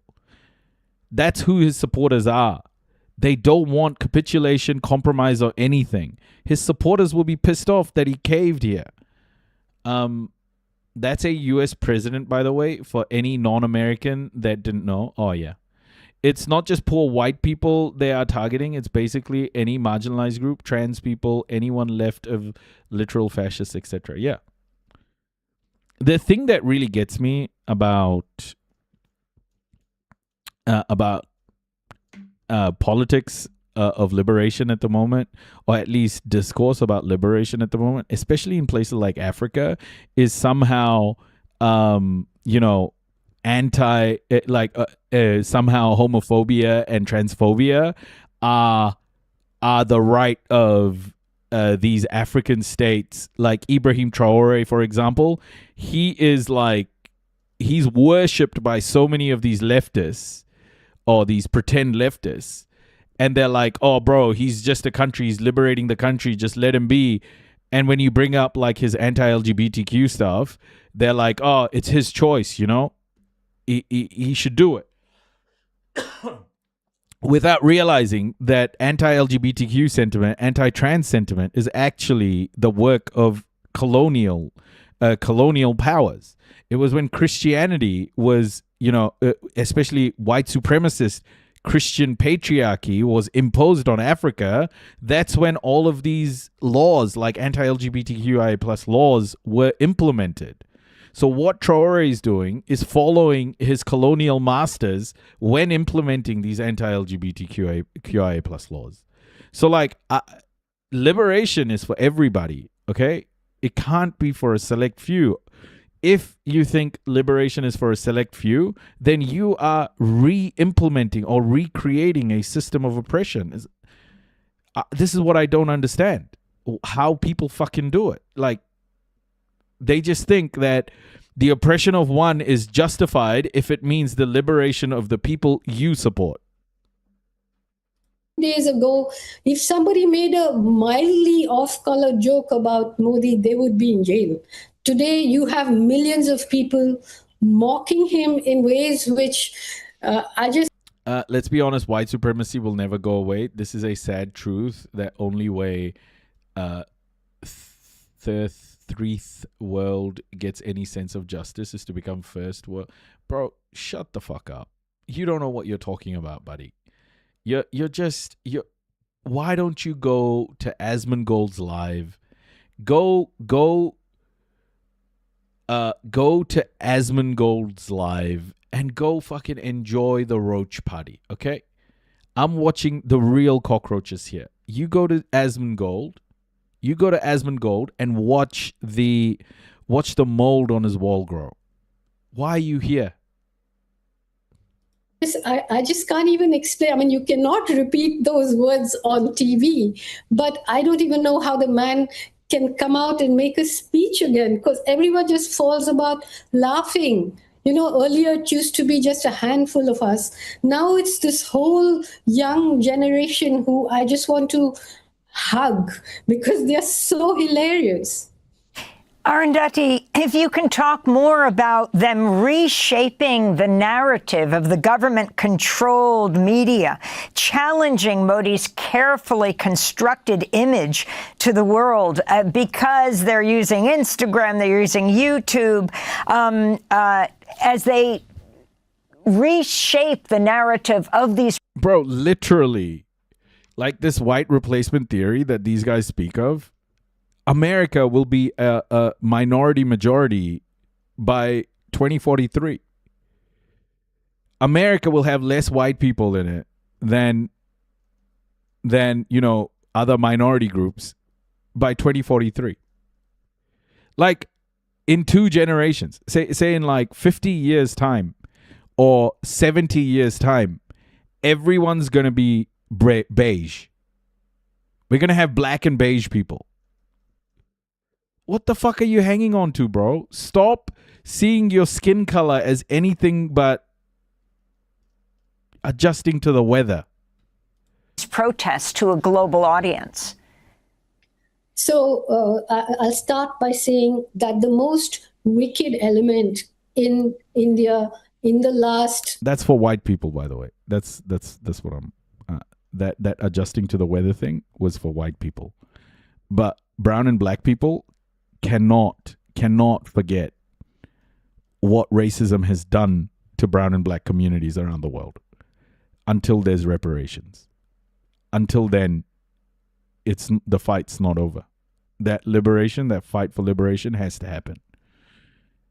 There is no letting up. The West has to in some way understand that it can't get away with 600 years of theft, slavery, etc.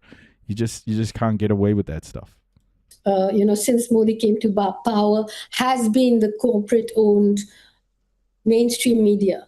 It's not just that they're frightened, they are part of the project, enthusiastically a part of the project. We have this saying over here, I'll first say it in Hindi. It says, Desh ko 4 log chalate hain, 2 bechte hain, 2 khareedte hain, 4 Gujarati, which means that 4 people run this country, 2 sell it, 2 buy it, and all 4 are from the state of Gujarat. And these 4 are the Prime Minister, the Home Minister, and the 2 industrialists, Ambani and Adani. Now, Ambani and Ambani's own something like 27 news channels. Adani just bought one of the most neutral news channels called NET. Cheryl, thank you so much for the party hats. Thank you. TV, and now that's fallen too. So the news media are like the captains. I call them the screaming television, live screaming TV, because they're just like the captains of lynch mobs. They get people arrested, they dehumanize people, they discredit people, they lie. And on the other hand, we have some incredibly brave YouTubers, both in English and in Hindi and in other languages. You have this young generation. I mean, Modi tried to jam the internet in Jantar Mantar, where the protest is happening. Now it's happening all over. And these kids, you can't mess around with them on the internet, So if you look at Instagram, all of us are just falling about laughing. None of us can sleep at night because it's so funny what they're doing. And in a second, this man who goes around making these ridiculous speeches abroad and hugging world leaders. Like recently he was in Indonesia and he was like, January 26th is Indian Republic Day, 2 + 6 is 8, and the Indonesian... Holy shit, guys. Cockroach Janta Party withdraws its nationwide agitation with immediate effect. All demands of the Cockroach Janta Party have been accepted by the government. Maximum possible compensation for families of NEET paper leak related self-unalivement. All FIRs by central government and NDA-ruled states will be withdrawn, and no action will be taken against anyone involved in these protests in the future. And CJP's 5-point exam reform charter will be considered by the government, and the CJP will meet the government to discuss these reforms further. Wow.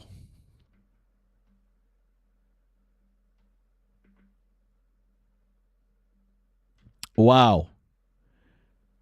That is democracy. That is real democracy. That's real democracy.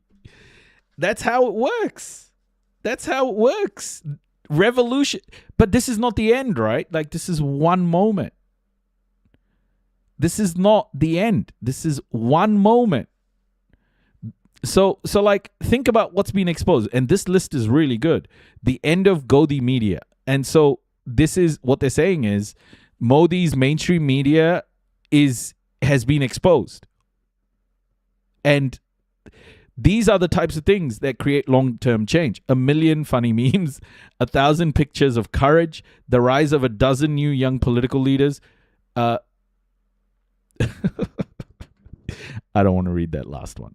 But anyway, they demanded it and they got it from an autocrat who used violence against them.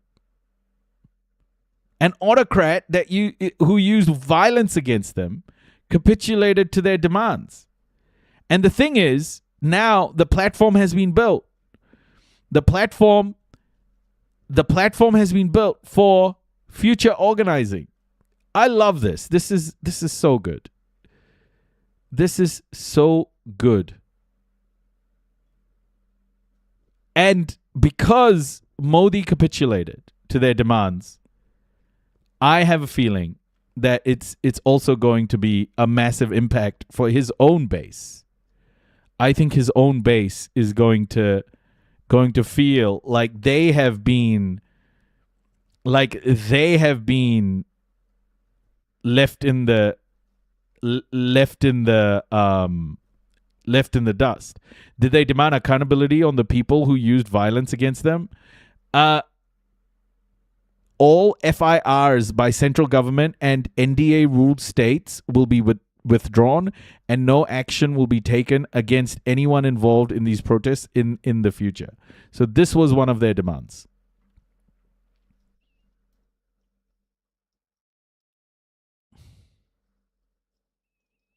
This is just the beginning, guys. This is just the beginning. They can't change India. They can't change India in just one fail swoop. And just like you can't change America with one protest or one march, it's gonna take many election cycles, and these movements can't be linked to election cycles. They have to be disconnected from election cycles. They have to be completely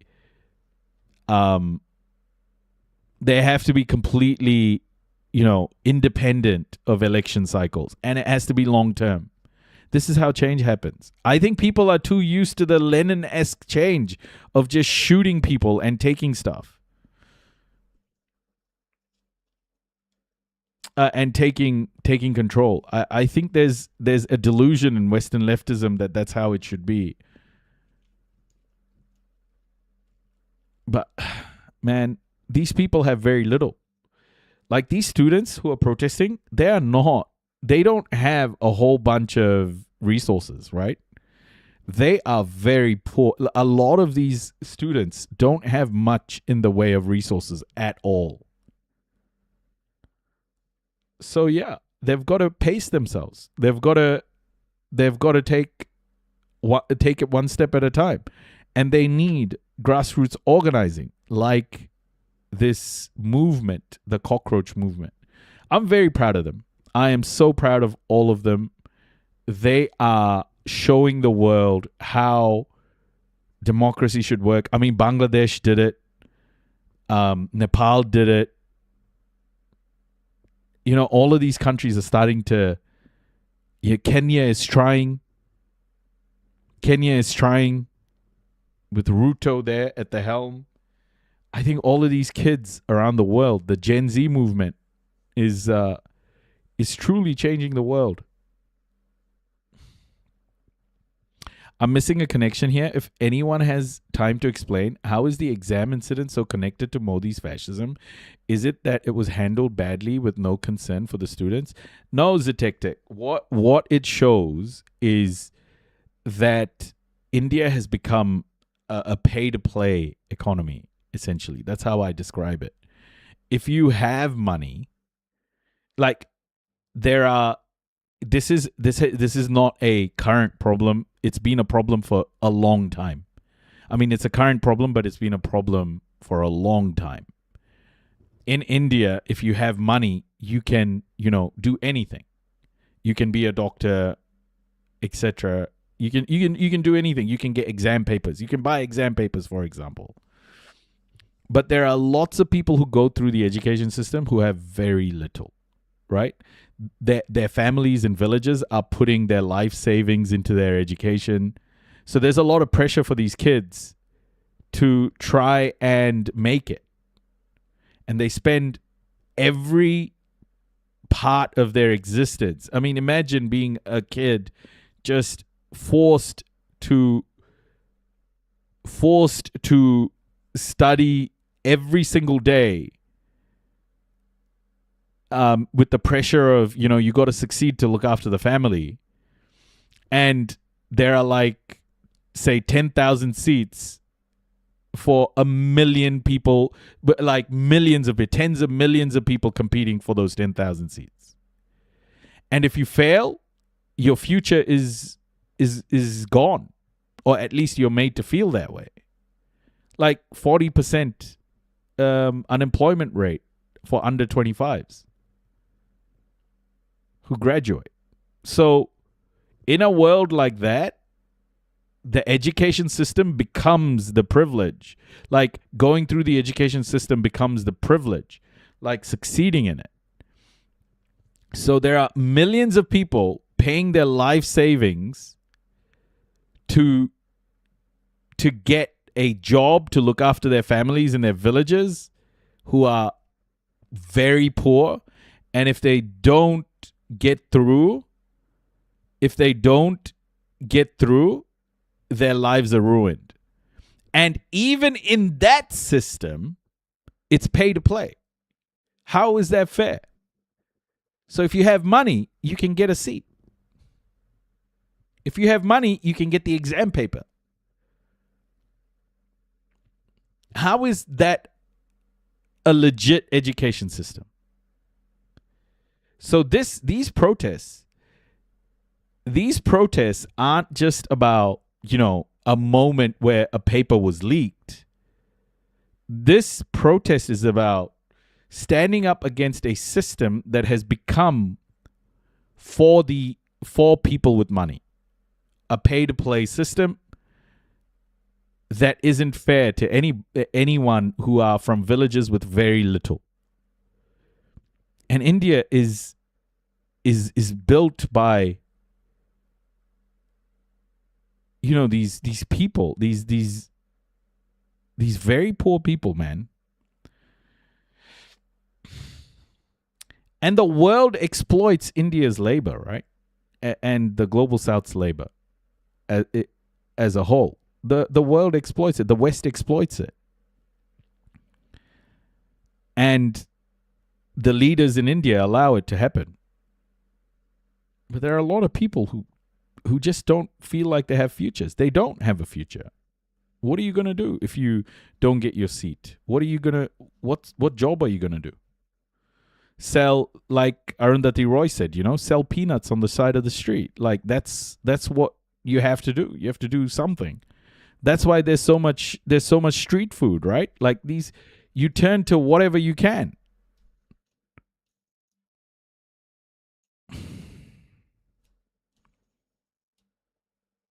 So in a system like that, people have very little power, and that's the way it's designed. And this is the first time a grassroots movement has organized in a way. This is the first time a grassroots movement in India has organized in a way that has won any sort of concession, bro. Like this is so historic in its nature. Since independence, there hasn't been a grassroots movement like this. So what these people will be saying is, okay, let's go back now. Let's take this W and let's organize. Let's take this door that's opened and let's organize now. It's a decentralized movement, and now is the time to, let people breathe, because these kids don't have resource, and to sustain this for a long time will be tough. On the streets, it'll be very tough. So I think it's good. Go take a breather. You got what you wanted in this one. Now go organize like crazy with the following, the world's attention, and win power. This is revolutionary. That's revolutionary thinking, in my honest opinion, is to understand when to put the pressure and when to take the pressure off. That's revolutionary thinking in our modern day. Think about it. The police have all the weapons. They're militarized. They have the technology. They have the legal system backing them. So you got to. This is asymmetric in nature. You cannot look at revolution in a way that revolution used to be looked at, say, 50 years ago or 100 years ago. This is different, guys. Our oppressors are very well equipped, and they have a lot of resources. So we've got to take our wins, rest, come back. Take our wins, rest, organize, come back. This is how asymmetric, I don't want to call it warfare, but asymmetric politics works.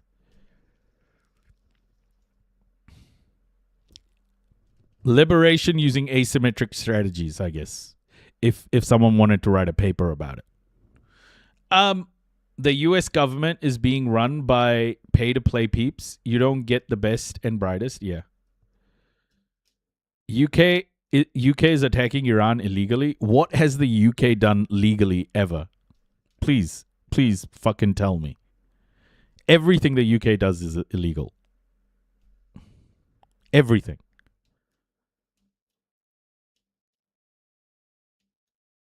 So yeah, they are attacking Iran illegally. All right, guys. I'm gonna. It was so cool to come online and cover this, because I think this is such a huge moment. How does a place initially balance between foreign investment and domestic growth?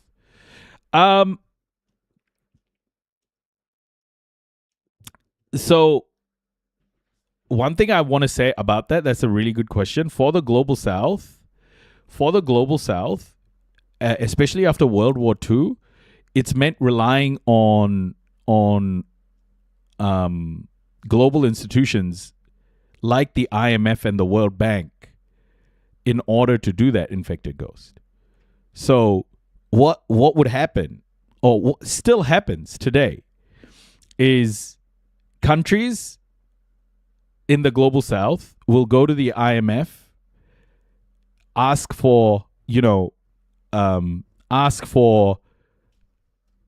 loan of some measure for economic recovery, and an organization like the IMF, an institution like the IMF will say, well, if you want this loan, you're gonna have to adhere to our structural adjustment program. Right? So all wealth is centralized in Western institutions. And if a country in the global South wants to develop and grow and take part in the, the capitalist structure, it has to go through Western institutions like the IMF and World Bank. And Western institutions make sure that the power Western institutions have models a world that is beneficial to the West.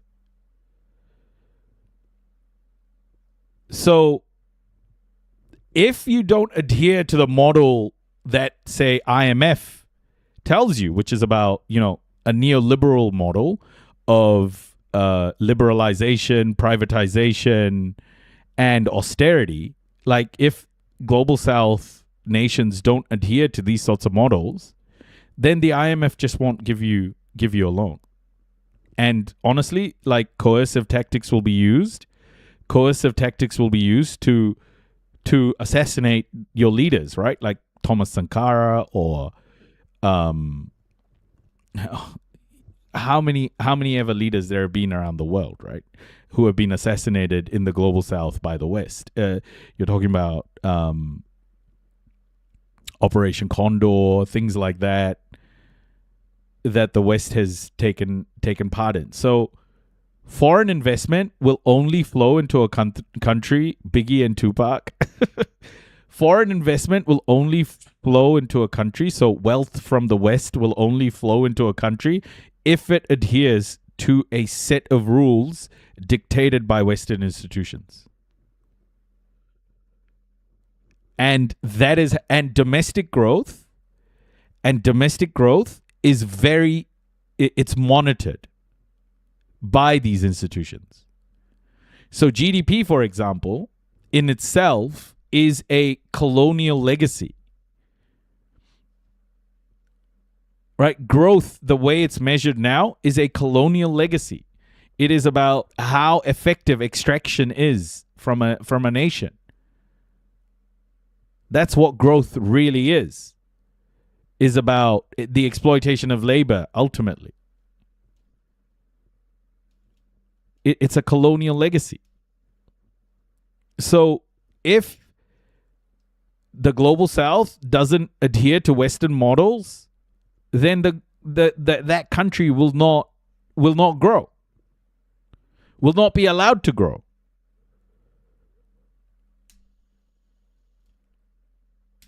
But that's changing. That's changing. And a great example of that change is what's happening in the Strait of Hormuz. Reopening the Strait of Hormuz. Because the Strait of Hormuz is a great example of the West weaponizing all of its institutions, military, financial, political, everything. They're using all of their leverage on Iran at the moment. But Iran has had the final say so far. And that has stifled growth of the West. I mean, it has stifled global growth, but it has impacted the West. And even whatever impact it has had on the West shows that for the first time in global politics, we have a situation where a country in the global South, Iran, has been able to impose sanctions, accountability on the West for its greed and expansionism. That hasn't happened in a very, very long time, where the West has had real consequences for its use of violence, coercion, and weaponization of institutions. So those things are changing. We're starting to see the limits of Western imperialism, of American imperialism. We're starting to see those limits. And this is where we're going to see the global south continue to rise. And when you have Western nations, that are built on models of colonialism, extraction, and exploitation of labor, land theft, wealth theft. I mean, this is what Western institutions are built from. This is how the West has been built. When economies have been, geared towards extraction, then the rise of the global south is going to be very negative for Western nations, because any sort of self-determination of countries in the global south means that those countries will start to own their means of production. And as more countries start to own their means of production, then the wealth will stop flowing one way. The wealth will stop flowing just from the global south to the West. I agree, but that structure is so rigid that unless we find alternative or organically move away to the SWIFT system, it would be difficult to challenge. But yes, there is progress happening with all the geopolitical scenarios now. It will take time, but hopefully and eventually happens. Yeah, it's happening. It's not that it hopefully happens. It's happening because the biggest piece of leverage the West has had is its military power, right? Like military has been its stick for the longest time. And that military power, that military power's limits are well and truly now in the spotlight. Hey, Amy, welcome.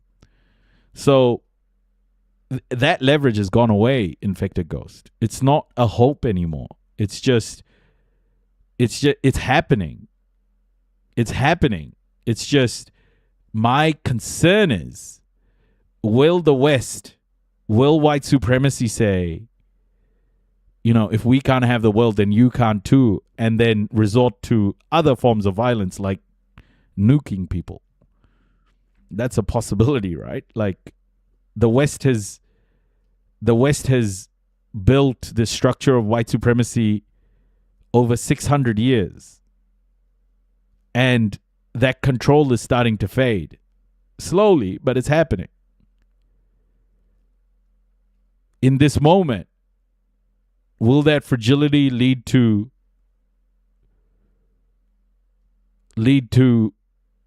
mass violence? A World War III, for example? We don't know. But it surely is. They don't know what the fuck they're doing. Do you understand that? But it surely is getting close. And I'm getting very nervous about it. So, Thank you, friends. bro, what a soundbite. Thank you, friends. That will be used for a very long time. I'm going to be using that a lot. I hope you realize that I'm going to be using that a hell of a lot. Thank you, friends.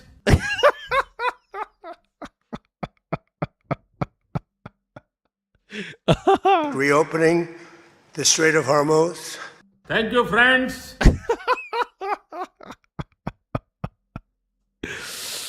Okay, guys. I'm going to head out. It's 2:30 a.m. You have the best sound bites? Yeah, right. This is so good. So there we are. Thank you, friends. Thank you, everybody. And take care. I will be back on a bit later. Good night, folks. And hopefully we can bring Ginger home tomorrow as well. And I will have Cockroaches have won in India. Yeah. We've been following that. And Morena, more like it's morning. Hey, can we raid somebody? Matt, do we have any raid targets? Thank you, friends.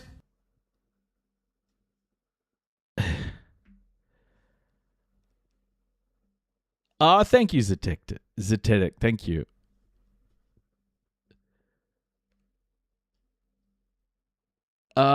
Zach Chap. Who is that? Noisy immigrant. Who is Bar Kia Terj? We've never rated them. Should we rate them? It's a wildlife camera? Oh shit, yeah. Hell yeah.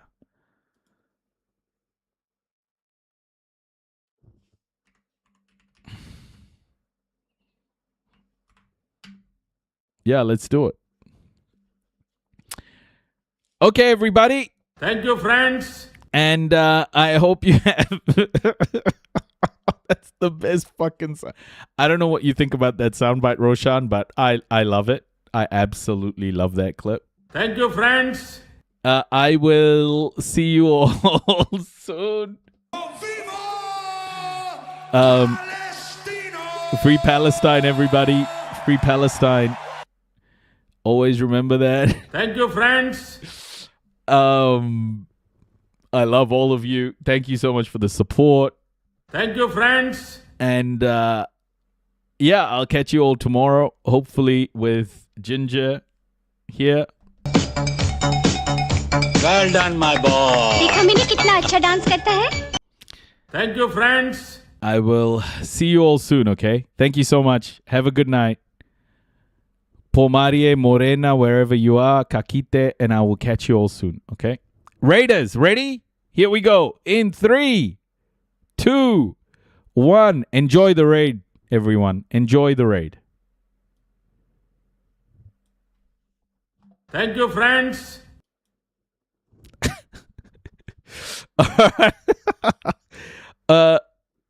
To everyone on other platforms, TikTok, Instagram, YouTube. I want to be a good boy.